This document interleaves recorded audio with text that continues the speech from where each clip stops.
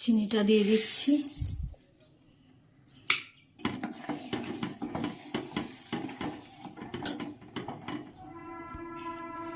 এখানে কাজুটা আর আখরোট বা কাঠবাদাম যেটা আছে সেটা দিয়ে দিলাম। আর দুধটা আমি জল দিইনি, হ্যাঁ, দুধটা এখন ধোঁয়া উঠছে, তো একটু রেখে দেবো, তারপরে লাচ্ছাটা দিয়ে দেব। একদম ফুটন্ত দুধটাই দেব না, একবারে জোর স্টিম দিয়ে দিয়েছি, একটু ফুটে যাক, দিয়ে বন্ধ করে রেখে 2-3 মিনিট পর লাচ্ছাটা দেবো।